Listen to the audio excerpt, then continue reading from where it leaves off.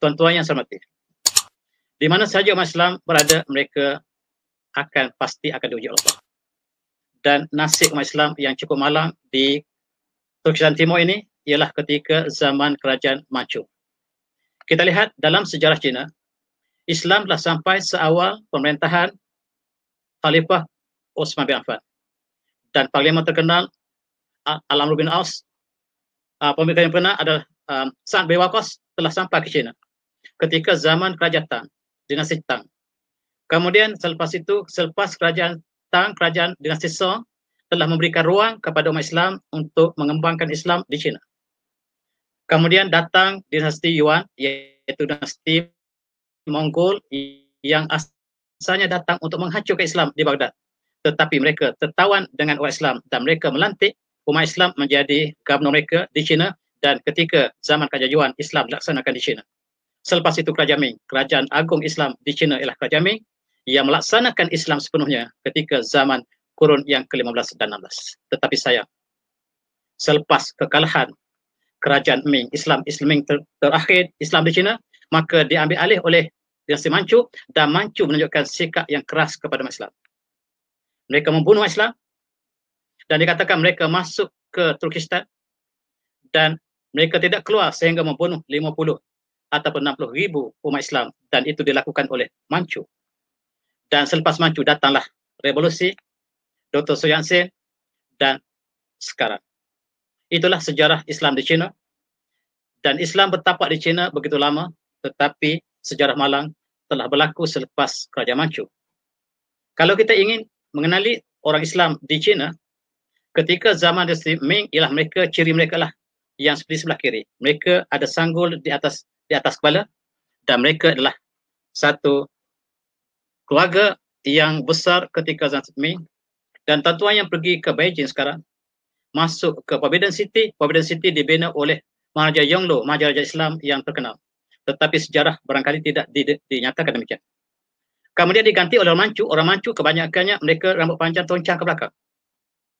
Dan dalam filem Cantonese yang ditayangkan ketika tahun 80-an dulu, kita lihat waktu petang yang peperangan antara Manchu dan Ming ini, sebahagian mereka menyebut subhanallah, menunjukkan bahawa tentera Islam.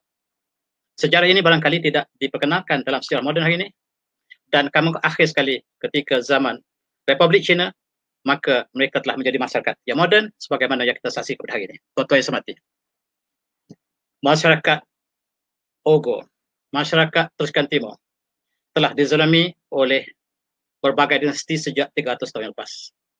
Dan kita cuba fokus apakah yang berlaku sekarang. Dan apa yang berlaku sekarang lebih dahsyat. Menjelang kerajaan Manchu, ketika itu di kawasan China terdapat dua kaum Muslim dan bukan Islam. Islam dan bukan Islam telah bertembung kerana mereka terlibat dalam perlombongan timah, perlombongan perak. Dan kerajaan Manchu menyalahi sebelah bukan Islam. Lalu umat Islam dibunuh beramai-ramai dalam peristiwa tersebut. Ini berlaku dalam tahun hujung kurun yang ke-19. Sejak itu kita lihat Ming menunjukkan, kerajaan Manchu menunjukkan sikap yang keras kepada umat Islam, termasuklah apa yang berlaku di Ogor. Dan pada tahun 1949, nasib malang umat Islam Xinjiang. Bumi mereka ditukar nama menjadi Xinjiang daripada Turkistan Timur dan diperintah oleh China. Dan pada tahun 1949 maka bermulalah tribulasi, mihnah yang tidak dapat kita gambarkan apakah yang berlaku pada umat Islam di sana. Dan daripada berita-berita yang kita terima, mereka menerima nasib yang cukup malang ketika pemerintahan Mao Zedong. Mao Zedong yang berpegang kepada komunisme telah melakukan pembunuhan yang massa, pembunuhan yang menyeluruh kepada umat Islam. Dan dikatakan 70 juta umat Islam dibunuh oleh Mao Zedong. Dan dia dianggap sebagai pemimpin Cina yang hebat. Dan di manakah kebenaran untuk kita memilih seorang pemimpin yang membunuh sebahagian rakyatnya. Dan ini tercatat dalam sejarah moden Cina. Subhanallah. Kita lihat komunis di bawah pemerintahan Mao Zedong melakukan pembunuhan yang tidak ada tandingan dalam sejarah moden hari ini. Dan 70 juta umat telah terkorban dan dia dianggap sebagai pemimpin agung dunia bagi masyarakat tersebut. Kita lihat tuan-tuan, mari kita renung kembali tokoh-tokoh yang menumpahkan darah yang begitu banyak di dunia. Johan ialah Mao Zedong. Mao Zedong dikatakan membunuh 50 juta atau 70 juta. Antara 50 juta hingga 70 juta umat di China. Rakyatnya sendiri diikuti oleh Stalin. Stalin ialah pemimpin USSR, Soviet Union, yang ketika kemuncaknya membunuh 34 juta umat Islam. Tuan-tuan, dua pemimpin ini kalau kita cantumkan di antara Republik China dengan Soviet Union, mereka lah juara dalam penumpahan darah dalam kurun yang ke-20. Dan diikuti oleh pemimpin lain seperti Hitler yang juga dahagakan darah, membunuh 20 juta manusia. Diikuti oleh tokoh-tokoh lain, termasuklah Pol Pot yang membunuh umat Islam di Kamboja. Lenin juga demikian. Dan apakah ada hubungan di antara Rusia, Soviet Union yang dipimpin oleh Stalin, dan pembunuhan yang dilakukan oleh Mao Zedong di China, dan kemudiannya pembunuhan yang dilakukan oleh Pol Pot di Kamboja, apakah ada hubungan sebab masing-masing komunis menjadi teras perbincangan di sini. Tuan-tuan yang saya hormati, apabila kita melihat di sini tokoh-tokoh dunia yang menyembelih manusia, tidak ada seorang pun Islam. Bahkan mereka bukan Islam. Tetapi yang mereka buat kesimpulan, Islamlah yang ganas. Di manakah kebenaran dalam sejarah manusia?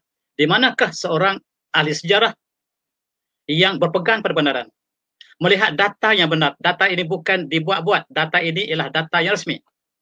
Dan kita berpihak kepada mereka yang menumpahkan darah.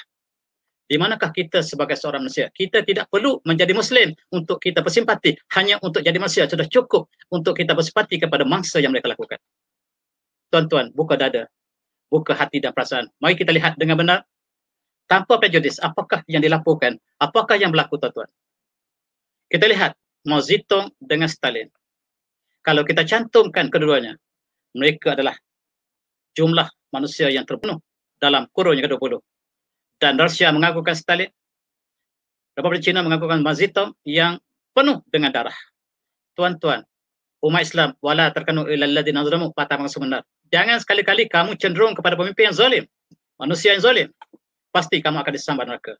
Umat Islam tidak boleh bersama dengan mereka yang zalim. Dan kita menyeru pada dunia, mari kita buka hati dan perasaan, di manakah kita berada, apakah kita menyokong kebenaran ataupun kepalsuan, dan apakah nilai kita sebagai manusia. Sedangkan kita lihat di antara China, Turkistan, Mongolia, dan semua Rusia, satu saudara yang sama, keturunan daripada Yafis bin Nuh alaihissalam dalam konteks kita umat Islam, dan mereka yang percaya kepada wahyu